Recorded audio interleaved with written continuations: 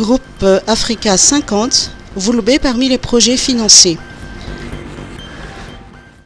Madagascar accueillera l'Assemblée générale des actionnaires du groupe Africa 50 le 19 septembre au CCI VAT.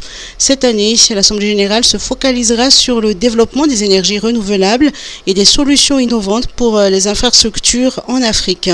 Le directeur général d'Africa 50, Alain Ebobissé, a évoqué en marge d'une conférence de presse ce matin que l'Afrique a besoin d'un financement entre 130 à 170 milliards de dollars par an pour ses projets d'infrastructure. Et cela nécessite la participation du secteur privé. Institution financière internationale détenue par 32 pays africains, dont la République Madagascar, la Banque africaine de développement et 2 banques centrales africaines, qui sont également nos actionnaires, dont le mandat est d'aider à catalyser l'investissement privé pour le financement des infrastructures en Afrique. Nous avons un gap de financement énorme dans notre continent pour les infrastructures. Les besoins d'investissement en infrastructure ont été estimés par la Banque africaine de développement, les besoins d'investissement en infrastructure en Afrique, entre 130 milliards de dollars par an et entre 130 et 170 milliards de dollars par an. C'est des montants énormes. Aucun gouvernement n'a suffisamment d'argent pour combler ce déficit. Donc, il faut augmenter la part du secteur privé dans les infrastructures, dans le financement des infrastructures en Afrique. C'est la vision du président, son Excellence, le président Rajoelina, d'augmenter la part du financement privé dans les infrastructures en Afrique.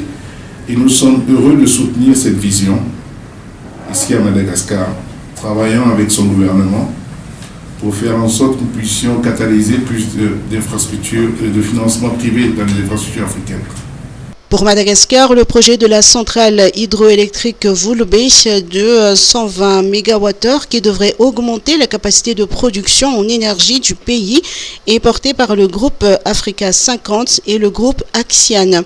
Le docteur Akinwumi Adesina, président de la Banque africaine de développement et non moins président du conseil d'administration d'Africa 50, participera à cette assemblée générale aux côtés du président de la République, Andraduil. Visite d'une délégation du Sénat français, promouvoir la destination Madagascar. Une délégation du Sénat français est sur place. Une rencontre avec le président Andraduil s'est tenue au palais d'Ambosruit, au cours de laquelle le renforcement de la collaboration entre les deux pays a été mis en avant. C'est un honneur pour nous d'être reçus par le président.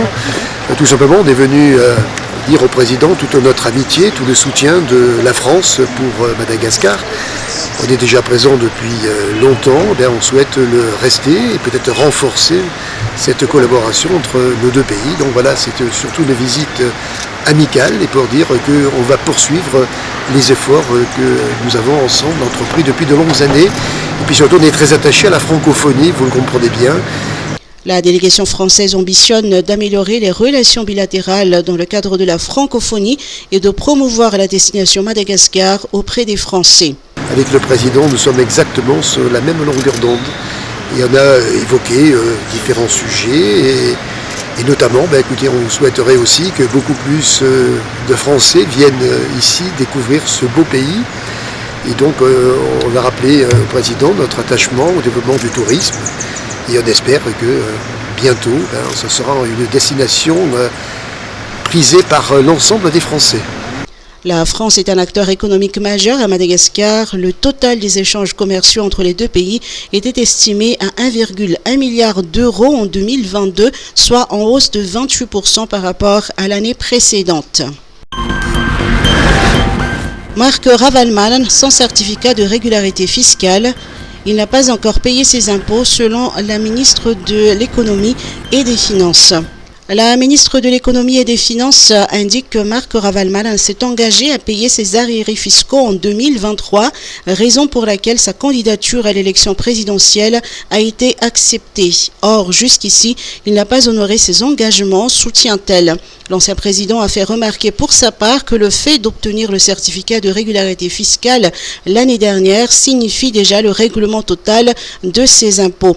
L'organe de vérification et d'enregistrement des candidatures au OVEC a rejeté le dossier de Marc Ravalman aux élections communales et municipales du 11 décembre prochain, car ce certificat de régularité fiscale faisait défaut. L'affaire a été portée au niveau de la CENI qui a adressé une lettre à l'administration fiscale pour demander des explications.